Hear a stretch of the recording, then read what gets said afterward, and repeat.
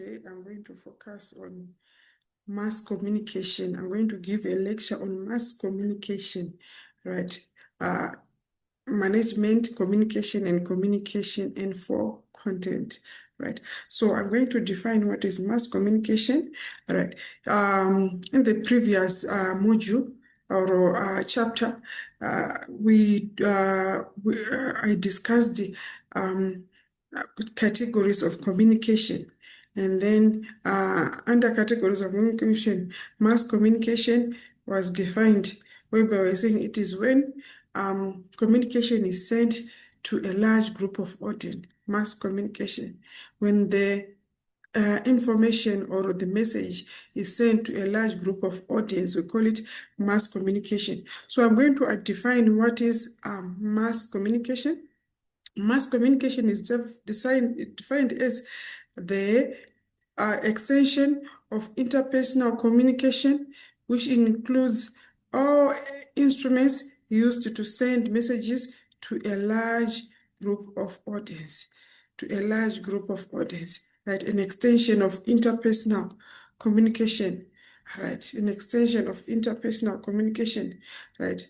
Which includes all elements that are used to send the message to a large group of audience. So when we're talking about elements, we're talking about elements like television can be used to send messages to a large group of audience. We have the radio. We also have a newspaper.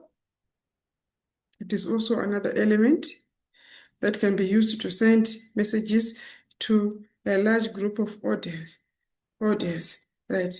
And magazines. A magazine can be used to send messages to a large group of audience.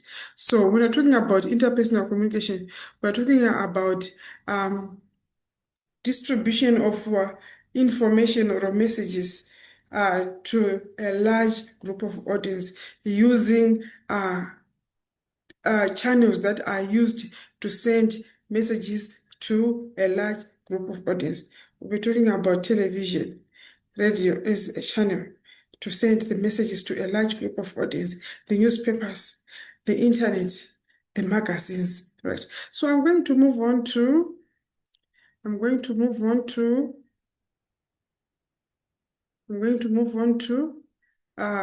mass media communication process or mass media model, right?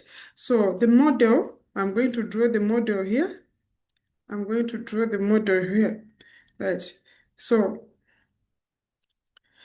it starts with the sender, who is the organization. The sender is the organization. It might be a Western college that is sending the message, right? An organization. The sender is the organization, right? We have different organizations that can send messages to a large group of audience, So the message is sent. This is the message that is being sent. The message is sent. This is the message that is being sent through the television, through the newspaper, through the radio,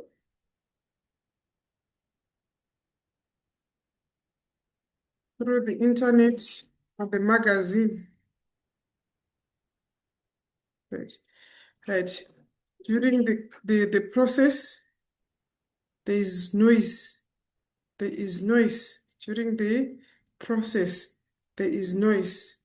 During the process, there is noise, which is barriers that causes communication to break down. There's noise. And the message is sent to a large audience. The message is now sent to a large audience. The message is sent to a large audience. Right. So this message is sent to a large audience. through the radio, through the television, and there is a slow and indirect feedback. There is a slow and indirect feedback. Slow, indirect feedback. Right. So that's the mass communication model. Mass communication model. Mass communication model or a process. Right. So the sender is the organization is going to send the messages to through the different channels. Remember the television, the newspaper, maybe the radio, the magazine, the internet, and during the process, there is noise. There is noise, right? And the message is sent to a large group of audience, right? So I'm going to move on to, I'm going to discuss um, the main media, the main mass media, right? The main mass media in mass communication, right? The first one that I'm going to discuss is what you call print media. Print media, which is information that is printed, any information that is sent to a large group of audience in print, right? We call it what? Print media. So examples of print media include the pamphlet, the posters, the magazines, the newspapers. Newspapers are printed, right? So print media is information that is printed, right? And which is sent to a large group of audience, right? The next media that I'm going to discuss, the next media that I'm going to discuss um, is the audio media. The audio media, which is information which needs to be heard to be understood, information that is which needs to be heard, which needs receivers or audience to hear so that they can understand it, right? So examples of audiovisual include the radio. We hear information from the radio, right? Audio cassettes, WhatsApp voice notes, we can hear the message so that we can understand it, right? So I'm going to move on to the next main media, which is the audiovisual media, right? Right. So it is information that needs to be heard and seen to be understood. We hear, we see, right? For example, on a television, we can hear the news, we can see what is happening. Under videos, cinemas, DVDs, we call them audio-visual media because we see and hear the message, right? So I'm going to move on to the other main media, which is what we call the electronic, anything that has to do with the internet, right? So you can find that information is sent through YouTube, sent through TikTok, it is sent through Instagram. Some people, they can even send messages, business advertisement on YouTube, on TikTok, on WhatsApp, etc. So information that has to do with the internet, right? Google, which is a search engine, right? So this is what we call electronic media. And lastly, I'm going to discuss another main mass media, which is the library. The library, which is any information that can be found in a library. Any information that can be found in a library, we call it public libraries. So in a library, or in the library, we can find that we have journals. We also have textbooks. There are newspapers. There are DVDs. There are video cassettes, etc. Right? Any information that is found in the library, we call it public libraries, information, right? So I'm going to proceed to the purposes of mass media, right? Purposes of mass media. So the main purpose of mass media is to inform, to interpret, to educate, to entertain, and to persuade. Right? So, certain companies or organizations, they use mass media to inform the public maybe about the product, right? About the product that they are selling. They can inform the public about the product that they are selling. They can also use mass media to interpret news, right? They can also use it to educate people about the product. Mass media is also used to entertain. We have so many entertainments, soapies on SABC, right? Like, for example, we have Uzalo, we have other EC Dingo, etc. Those type of soapies, they are used to entertain the public. And it is also used to persuade customers to change their opinions about a product or about their product, right? They can persuade customers to buy the product using the television, using the newspaper, using the radio, the magazines, right? So the main purpose of mass media is to inform, to interpret, to educate, to entertain, and to persuade customers to buy the product, right?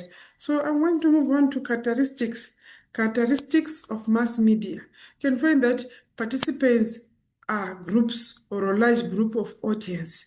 There are groups of audience, there are many people, right? And then you can find that complicated technology is used, right? They use televisions, right? To set up a television, it requires advanced technology, right? You can find that there is no direct feedback. There is no direct feedback, right? When you are using mass media to communicate to a large group of audience, right? You can find that the sender is normally the organization, and the sender does not know the receiver personally. The sender does not know the receiver personally, right? Right. And then lastly, the message is not directed to a specific person. The message is not directed to a specific person. So meaning to say the message is directed to everyone who is watching the television, who is listening to the radio, right? So it is not directed to a specific person, right? So these are the characteristics of mass media. Participants are groups. Complicated machines or technology is used. No direct feedback. Sender does not know the receiver, and the message is not directed to a specific person. Right. I'm going to move on and discuss uh, functions of mass media. Functions of mass media, right? So the main functions of mass media is to inform. The main functions of mass media is to inform. If they want to inform the market or the customers that they are still selling the product. Shoprite might want to inform the customers or the audience that they are having discounts, they are selling at a lower price. To interpret, mass media is also used to interpret news. It is used to educate people. There are so many educational programs on SABC and other TV channels to educate people, right? And also, mass media is used to advertise. Many companies will advertise as products or their products and services to the audience through mass media, and also to offer a service. Right, mass media is used to offer a service of communication in a in a in an area, right, to communicate, right, and then it is used to be the carrier of culture, whereby they promote or they assist, uh, they educate people about the culture, right, and lastly, to be the moral watchdog of society. Right. The mass media is used as a moral watchdog of the society, right, to protect the society from maybe business owners who want to manipulate them for their personal gains, right? So mass media is used, right, to communicate with with audience, right? So let's move on to what we call manipulative reporting.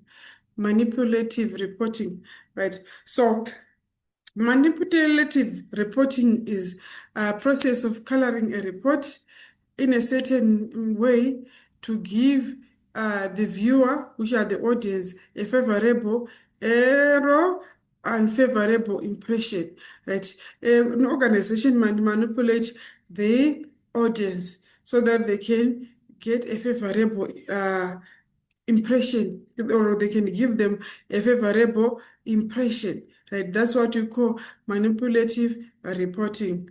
Manipulative reporting, meaning to say the report has been altered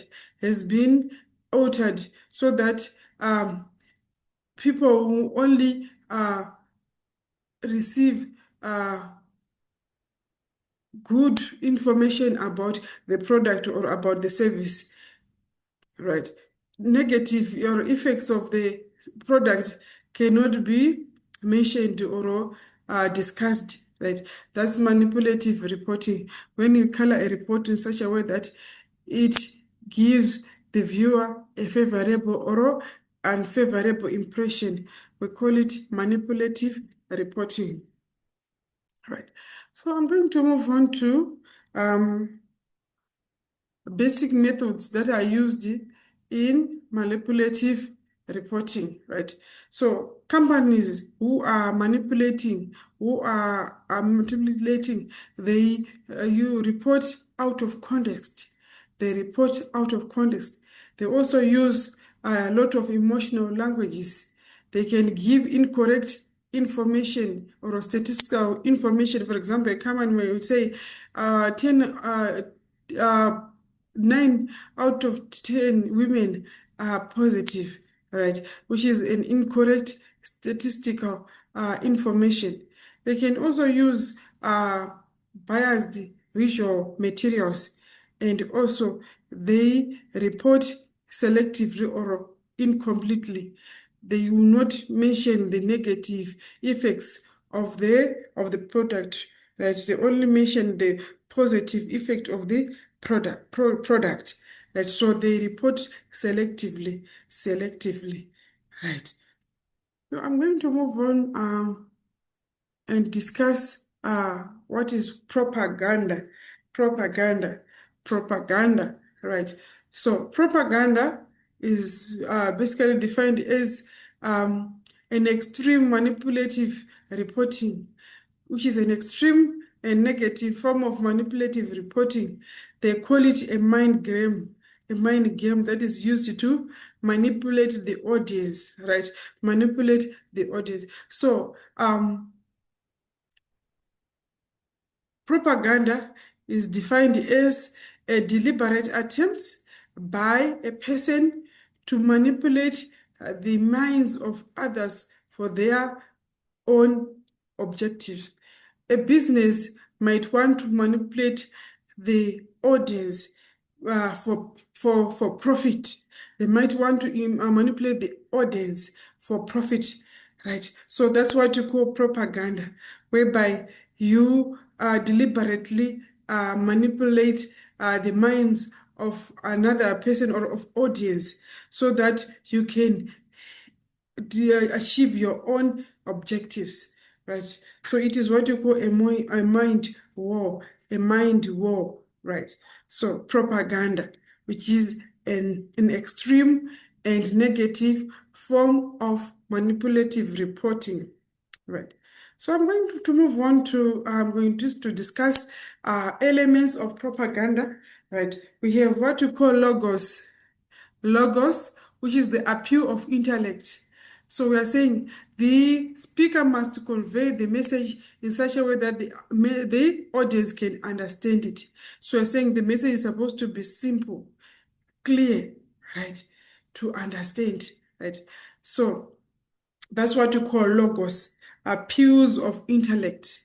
Right? So we're saying propagandists, they use logos, use logos. They make sure that the message is understood. They convey the message in such a way that the audience can understand it. Right. And then the second element, which is what you call ethos. Ethos, right? Ethos is a way in which the audience sees the persuader, or the audience perceives the persuader. The way the audience sees the persuader, we call it what? Ethos. So we are saying people, or the audience, they draw a certain conclusion. They draw certain conclusion from the person's physical appearance, or the way the person is dressing, or in the way he moves and speak. They normally draw conclusion uh, from the person's physical appearance, the way a person appear can be used to manipulate the audience, right? And then lastly, we have what you call pathos or pathos, pathos or pathos, which refers to psychological appeals made by the speaker. The psychological appeals made by the speaker, whereby the speaker plays on the needs and fears of the audience. The speaker plays on the needs and the fears of the audience, right? People normally there are people who wants to save money. Social pride to manipulate the audience by saying you you buy less, right? Boxer will want to manipulate the audience by saying never pay more than the boxer price, right? Because they are playing on the needs. Someone might want to save the money. So you might be manipulated in such a way that you think that if he buys to a certain shop, that's when he'll be saving. You'll be saving, right? So there are three elements of propaganda, which are logos, which is the appeal of the intellect. We also have ethos, which is the way the audience perceive the persuader. And then lastly, the pathos, which is the psychological appeals made by the speaker. We're talking about the when the speaker targets the needs and the fears of the audience in order to manipulate them, manipulate them, right? Right. So I'm going to move on to techniques that are used in manipulative reporting. Techniques that are used in manipulative reporting, right? So this includes disinformation, techniques used in propaganda, extreme and negative manipulative reporting, right? So here they normally use half lies and half truth, half lies and half truth. They normally use half lies and half truth, right, to manipulate the audience. Use of slogans, whereby they use slogans, right, to manipulate the minds of of the audience. So slogans are repetitive or repeated what? Statements. This is what you call slogans, repeated statements. Right. So these statements sink into the minds of the audience to an extent that it will end up manipulating them. Right. Stereotyping. Right. They can use stereotyping, whereby normally, generally, women, they are normally uh, seen as sex objects, right? Sex objects. Right, when they're advertising sport cars, you can find that there's a naked women, there's a naked woman who will be on the advertisement, right? Whereby they are stereotyping women, right? They can stereotype women, right? And then there's also another technique, which is what you call selection of facts, whereby they only tell the audience about the benefits, the benefits. They only talk about the benefits of the product, but they don't talk about the side effects. They don't talk about the side effects of the product. Generalization, whereby they want people to believe that everyone is using the product or is buying the service, right? And then they can also use what you call substitution of names, whereby they can label opposers or competitor X. They can label competitor X, right? And then compare, right, with the X, of which the X is a substitution for another company that is in the same business with, right? Another technique would be repetition, whereby they always repeat advertisements. They can always repeat advertisements, right? Every time after every 10 minutes, the same advert pops in on the national television to an extent that that advertisement will end up manipulate the audience, end up play a mind war game, right, right. And then lastly, there is what you call certain, which is use of emotions, use of emotions, use of emotions, whereby advertisers, they can use emotions to manipulate the minds of the audience. They can use lots of emotions, right, to manipulate the minds of the audience, right? So these are what you call, these are techniques that are used in propaganda, right? There is one, disinformation, slogans, stereotyping, selection of facts, generalization, plain facts, substitution of names, repetition, and ascertain, right? Ascertain. So these are the techniques that are used in propaganda. These are the techniques that are used in propaganda. So thank you so much for your time, right? So make sure that you hit the subscription button so that when I post, you'll be able to receive notification. So have a good day. Stay blessed.